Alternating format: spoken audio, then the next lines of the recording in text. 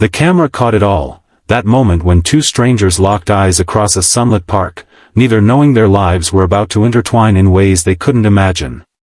If you've ever believed in fate or second chances, this story might just restore your faith in both. Stay with us until the end for a twist that left our entire crew in tears, and don't forget to like and subscribe for more real stories that remind us what it means to be human. James Morgan clutched his daughter's tiny hand as they navigated the crowded playground. At 34, the weight of single parenthood had etched permanent lines around his eyes. 6-year-old Lily skipped beside him, her pigtails bouncing with each step, blissfully unaware of the struggle it took for her father to smile each morning. "Daddy, can I go on the swings?" Lily tugged at his sleeve, her eyes wide with excitement. "Of course, sweetheart. I'll be right here on this bench watching you." James settled onto a weathered park bench, his shoulders slumping slightly as he watched his daughter race toward the playground. 3 years since Sarah's death, and he still felt like he was drowning, barely keeping Lily's head above water, let alone his own. He didn't notice the woman until she sat beside him. She was about his age, perhaps a few years younger, with dark hair pulled into a messy bun and eyes that seemed to carry their own story of loss. "Excuse me," she said, her voice barely audible above the playground's cheerful chaos. "I know this sounds crazy, but I need to ask you something important." James turned, wariness immediately replacing his exhaustion. Living in the city had taught him to be cautious of strangers with urgent requests. "Act like you love me, please," the woman said, her eyes darting nervously to a point beyond his shoulder. "Just for a few minutes. My ex is over there, and he's been following me for weeks." Before James could respond, she leaned closer, a practiced smile spreading across her face as though they were sharing an intimate joke. "I'm Elena, by the way," she whispered. "I'm so sorry about this." Something in her eyes, fear mixed with determination, made James's decision for him. He shifted slightly, angling his body toward hers in the universal body language of interest. "I'm James," he replied, matching her volume. "And which one is your ex?" "Blue jacket, by the water fountain. He doesn't know when to let go."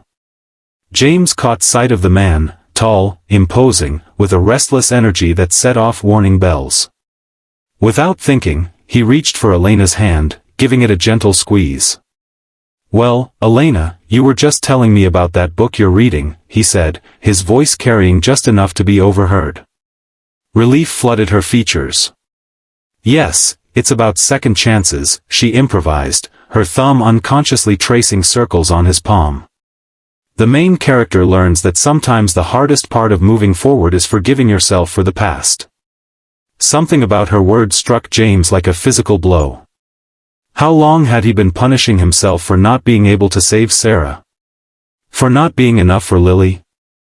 They continued their charade for nearly 20 minutes, creating a fictional relationship with such ease that James almost forgot it wasn't real. Elena laughed at his jokes, actual, genuine laughter that made her eyes crinkle at the corners. She listened intently when he mentioned Lily, asking thoughtful questions about his daughter's interests. When Lily eventually bounded over, flushed with playground exertion, Elena seamlessly included her in their conversation, complimenting her light-up sneakers and asking about her favorite dinosaur, Triceratops, currently. "Is she your girlfriend, Daddy?" Lily asked with the unfiltered directness of childhood. James felt heat rise to his face, but Elena just smiled. "We're friends," she told Lily. "I was just telling your dad about the children's library where I work. They have a dinosaur story hour on Saturdays." By the time the man in the blue jacket finally left, something had shifted between James and Elena. The pretense had faded, replaced by something neither of them had anticipated, a genuine connection. "I think he's gone," James said, nodding toward the now empty space by the fountain. Elena's shoulders relaxed visibly. "Thank you. I can't tell you how much I appreciate what you did." "Anyone would have done the same," James replied, though they both knew that wasn't true. As they prepared to part ways, Lily tugged at Elena's sleeve. Are you coming to the dinosaur stories? Elena glanced at James, uncertainty flickering across her face. That depends on your dad. Later, James would look back on this moment as the crossroads of his life, the instant when he could have nodded politely, thanked Elena for the information, and continued on his solitary path. Instead, he found himself asking, what time on Saturday? The following weeks unfolded like pages from a story James had never expected to read again. Elena wasn't Sarah, she was entirely her own person, with a quiet strength and a laugh that seemed to surprise even herself. She had her own history of loss, a broken engagement that had left her questioning her judgment, a strained relationship with parents who lived across the country. Their Saturday dinosaur story hours became a ritual, then expanded to include picnics in the park and visits to the Natural History Museum. James found himself sharing things he hadn't spoken aloud since Sarah's death, his fears about raising Lily alone, the guilt that sometimes kept him awake at night. You know what I think? Elena said one evening as they watched Lily feeding ducks at the pond. I think we're all just pretending to some degree. Pretending we know what we're doing, pretending we're not scared. Maybe that day in the park, when I asked you to pretend to love me, maybe that was the most honest thing I'd done in years. But their growing closeness wasn't without complications. Elena's ex-boyfriend escalated his unwanted attention, forcing her to file a restraining order. James struggled with feelings of disloyalty to Sarah's memory, especially when Lily began to grow attached to Elena. The breaking point came 6 months after their first meeting, when James found Elena and Lily looking through old photo albums, including pictures of Sarah. Mommy was so pretty, Lily was saying. Elena, do you think she would like you? James froze in the doorway, watching Elena carefully consider the question. I think, Elena said slowly, that your mommy loved you and your daddy more than anything in the world. And I think people who love that deeply want the people they love to be happy, even when they can't be with them anymore.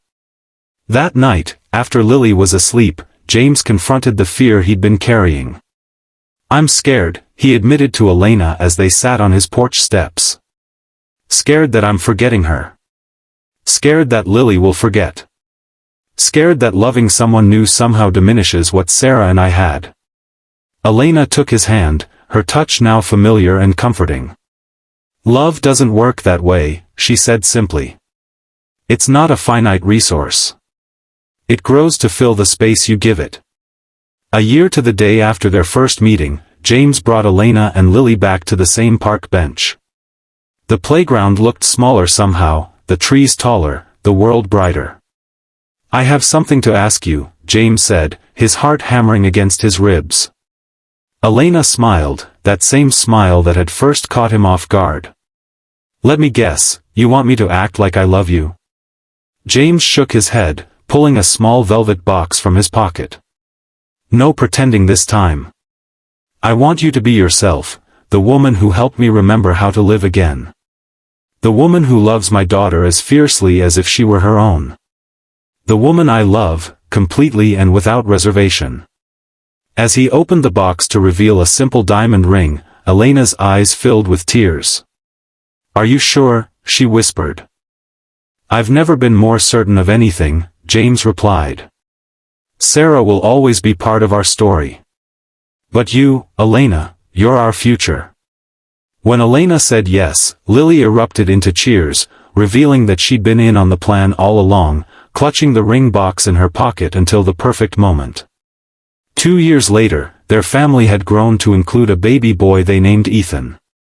The park bench where they first met now bore a small plaque, where pretending to love became the real thing. Life isn't always a fairy tale.